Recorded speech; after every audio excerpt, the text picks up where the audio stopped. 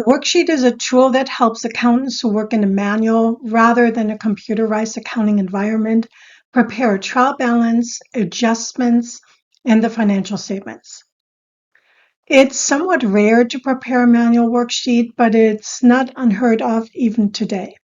Just a few years ago, as part of an acquisition, I worked with a company where the accounting team, as requested by the owners, recorded all accounting transactions in Excel because the owners only knew how to navigate that program. Preparation of the worksheet, the fourth step in the 9-step accounting cycle, helps speed up the process of preparing the financial statements and ensures the timeliness of the financial statements in an environment where manual accounting is used. As I mentioned already, that is quite rare these days, though. If the company has accounting software such as QuickBooks, Sage, NetSuite, or SAP, the manual preparation of the worksheet is no longer necessary. Instead, the adjustments are entered as general journals with a specific code that identifies these journal entries as adjustments in the accounting system, and the accountant can then generate the worksheet or the adjusted trial balance by running a report from the system. In this video, though, we'll cover the manual preparation of the worksheet, and we'll do so by using our textbook's example of Eli's Consulting Services. After the preparation of the worksheet, you will likely be very thankful for accounting software, and outside of this class, not likely having to prepare another worksheet. Nonetheless, I think this process illustrates nicely how we get from general ledger to financial statements. This is what the worksheet looks like. At the top of the worksheet is the header, which shows the name of the business, Eli's Consulting Services, on the first line. On the second line is the name of the document, the worksheet, and on the third line, the month for which the worksheet is prepared, in this case, December 31st. The worksheet has multiple sections: the account name in the first column, the trial balance, debit, and credit columns, the adjustments section with the debit and credit column, and the adjusted trial balance, which is calculated by taking the amounts of the trial balance plus minus the adjustments. The last two sections are for the income statement and the balance sheet. Just a reminder, the worksheet is not a formal financial statement. It's only a tool used by the accountant to prepare the financial statements. And because we're learning the manual process for accounting, you're preparing it. However, in a company with computer software, the system would generate it for you. The accountant begins the worksheet by reviewing all the general ledger accounts that journal entries were posted to, and then enters the account names into the general ledger account name column and the debit amounts from the general ledger accounts into the debit column and the credits into the credit column. Accountants often know that they will need additional accounts that are not yet listed on the trial balance, like for accumulated depreciation and depreciation expense, because the accountant will be recording adjustment entries for these accounts.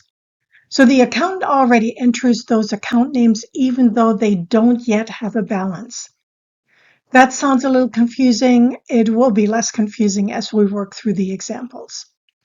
Then the accountant tallies up all of the amounts in the debit column and credit column of the trial balance section. And if you've done everything correctly, meaning you transferred the amounts correctly, the total debit should equal the total credits. At the end, you place a double rule under each trial balance column to show that the work in that column is complete. And we'll do that now for Eli's Consulting. So first we'll enter all the GL account names for Eli's Consulting into the account name column. Here I already added 4 new accounts that I know we'll need later because we'll record adjustments that impact these accounts. These accounts are accumulated depreciation, supplies expense, rent expense, and depreciation expense. You might need additional accounts if there are additional adjustments to record. You can either leave enough space to write in the names of the accounts that you'll need later, or you can add them at the very bottom. The next step is to look at each general ledger account and transfer the balance like I have done here for the cash account. The cash general ledger account has a debit balance of $111,350, and we'll transfer that amount to the debit column of the trial balance. Next up is the accounts receivable account. We'll look at the general ledger account, and it shows a debit balance of $5,000, and we transfer that amount to the trial balance column as well.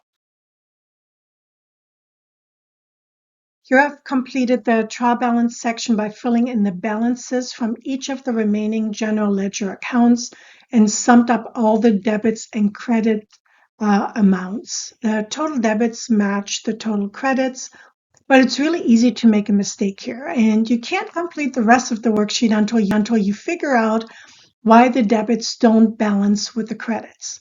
Typically, it's because you've entered a general ledger debit balance as a credit balance, or you've transposed a number. Once you've completed a section, you place a double rule under each column to show that the work in that column is complete. Again, this work would only be done if you're working in a manual accounting environment. When I first started working in accounting quite a few decades ago, before desktop computers, laptops, Microsoft, Apple, and so on, the work was actually being done this way. So you can probably tell with all the changes I've seen in the industry, you will likely see just as many changes. And even though this is an automated process now in most companies, it's important to know the fundamentals. We're now ready to start with the adjustments and the adjustment columns of the worksheet. Adjusting entries are the process of reviewing all general ledger accounts to check that they have the right balance and adjusting them as necessary. Think of it like cooking a meal and tasting it at the end to add some additional salt, pepper, or paprika to perfect the dish. Eli's Consulting's first adjustment is for supplies. Do you recall that the supplies were purchased from Office Deluxe for $1,500 on November 28th? At the end of December, Eli's Consulting still had $1,500 in supplies, and at the end of the month of December, $1,000 still in supplies still remained. However, our trial balance shows $1,500 when only $1,000 are still remaining. So that means that $500 were used up and are now considered an expense. So let's analyze this transaction the same way we did before. Supplies expenses have increased by $500 because the supplies were used up and are no longer an asset. Supplies expenses are an expense account and according to the dealer mnemonic, increase with debits. The supplies account decreased by $500 because only $1,000 of the supplies remain. The supplies account is an asset and assets decrease with credits. So debit supplies expenses and credit supplies account. As a side note, many companies choose to not record supplies as an asset because the amount is below the company's materiality threshold. Sometimes, though, parts can be very pricey and perhaps cost $50,000 or more per part. That's the material amount, and unless the company uses this supply part rather than keeping it in reserve, it should remain on the balance sheet. We're now ready to enter this adjustment for supplies expenses of $500 into the worksheet now. We'll record the debit of $500 first in the debit column of the adjustment section in the row for supplies expenses. Next, we'll record the credit of $500 in the credit column of the supplies account. At this point, I recommend that you check the total debits and total credits after each adjustment, just to double check that you're still in balance. Our total debit of $500 equal our total credits of $500, and we are in balance. Our next adjustment is for prepaid rent. On November 20th, Eli's Consulting Services paid $8,000 for the December and January rent. We recorded it as prepaid rent at that time. As of December 31st, the prepaid rent account still shows $8,000 in the prepaid rent account. However, Eli's Consulting has used up the rent for December, and we now need to record it as an expense. Why? Well, the December rent portion is no longer an asset because Eli's Consulting has used the building the entire month. Let's analyze this transaction. We now have more rent expense. Rent expense are expenses, and according to the dealer mnemonic, expenses increase with debits. So debit, rent expense. We also have less prepaid rent. Prepaid rent is an asset account, and asset accounts decrease with credits. So a credit to prepaid rent. And we're now ready to record this entry in the worksheet. Record the debit of $4,000, the first month rent, first in the debit column of the adjustment section in the row for rent expense. Next, we'll record the credit of $4,000 in the credit column of the prepaid rent account. Again, please check the total debits and total credits after each adjustment to double check that you're still in balance, which we are because both columns show $4,500. The next adjustment is for depreciation. What is depreciation? It's the process of estimating how much the company's assets have lost in value month over month and year over year. And we can probably all agree that the assets the company previously bought are not worth as much as what the company paid for it a month later. It's not that different from supplies that were used up and expired prepaid rent. We just estimate the amount that's been used up. But imagine if a large company would have to assess how much value each of their assets still has. So we use a standard process for depreciation and estimated useful lives to approximate how much value an asset still has. Is it super exact? Absolutely not, but it's a good guesstimate. So let's cover the different methods quickly. There's straight line, declining balance, sum of the year's digits, units of production, and double declining balance method.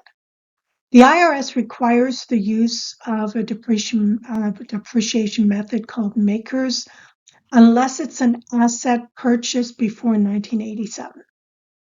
For Eli's Consulting Services, however, we will use the straight line method of depreciation. The straight line method spreads the purchase cost less salvage value in equal portions across the estimated life of the asset. Salvage value is the amount that you expect to sell the asset for at the end of its life. So now let's talk about the estimated useful life. There are different ways of calculating the useful life, but there are also guidelines that are issued by the IRS. Many companies use a standard of 5 years for furniture and fixtures, 10 to 20 years for manufacturing equipment, and perhaps 3 to 5 years for computer equipment. Two more things to mention before we calculate the depreciation for Eli's Consulting. Generally accepted accounting principles require that the original cost of the long-term asset continue to appear in the asset account until the asset is disposed of via a sale or thrown away. That means that the depreciation we record does not reduce the asset account directly. Instead, we'll use a contra asset account called accumulated depreciation so that we can see both the original purchase price of the asset and the depreciation we've recorded since the purchase. Now we're ready to calculate the depreciation for Eli's Consulting equipment assets. Eli's Consulting Services purchased equipment in November for $11,000. The useful life is 5 years. and the salvage value is $0. And Eli's consulting services uses the straight line method. So to compute the depreciation for the month of December, we subtract the salvage value, which in this case is 0, from the cost of the assets, leaving us with $11,000, and then dividing that amount by 60 months, which is 5 years and months. The amount of the monthly depreciation is $183. As I mentioned previously, depreciation is not recorded directly as a reduction to the asset account. Instead, we are now using a new account called Accumulated Depreciation Equipment, which is also called a contra asset account and has a normal credit balance, even though it's an asset. An additional term that is often used in connection with assets is the book value. The book value is the net asset value after depreciation, which means that you take the original cost of the equipment and you subtract the accumulated depreciation from it. In our case, it's $11,000 minus $183, which equals $10,817 as book value.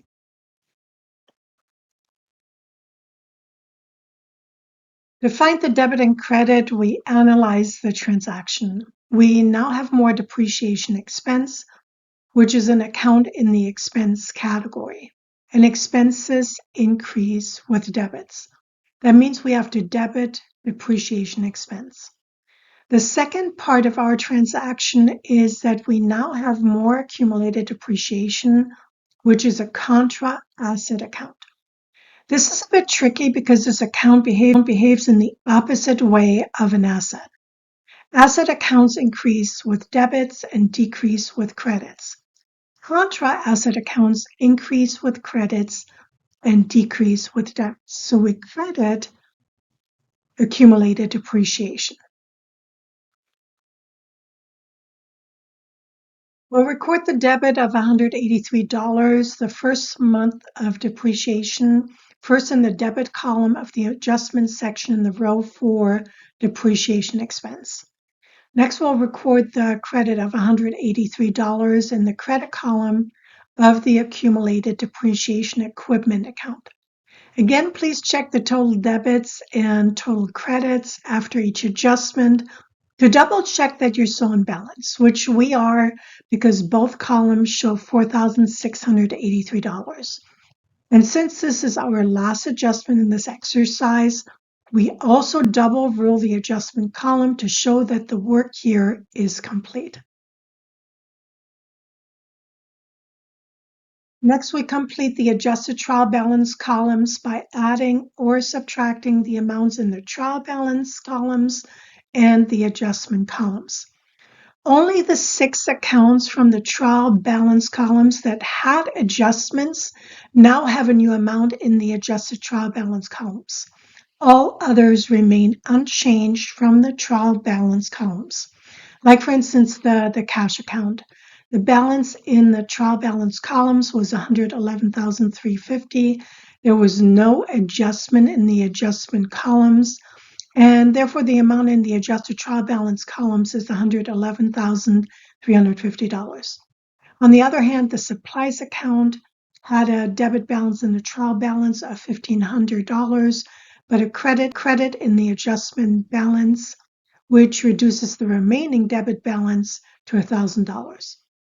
When you've completed the adjusted trial balance amounts for all accounts, total both columns and ensure that both debits and credits are the same. In this exercise, the total debits and credits in the adjusted trial balance columns are $150,683.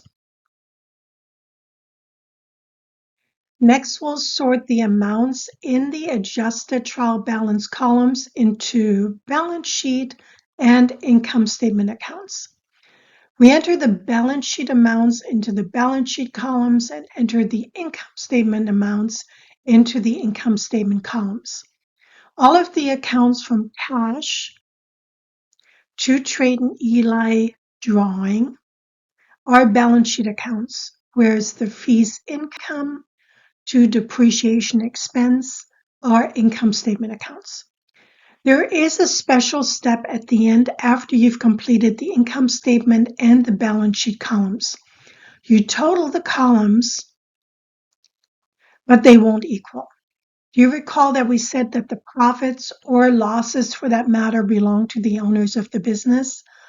That is why we transfer the profit for Eli's Consulting of $33,667 first to the balance sheet for it to balance. You start first in the income statement column and enter the net income amount into the debit column, and then you total the columns. You also enter the same amount, the net income of $33,667, into the balance sheet column as a credit, and when you total the balance sheet columns, they now should balance as well. Is that it? Not quite. The next step is the preparation of the financial statements, and we also need to journalize the adjustments and post them to the general ledger. I hope you enjoyed this video and learning about the worksheet and the adjusting journal entries.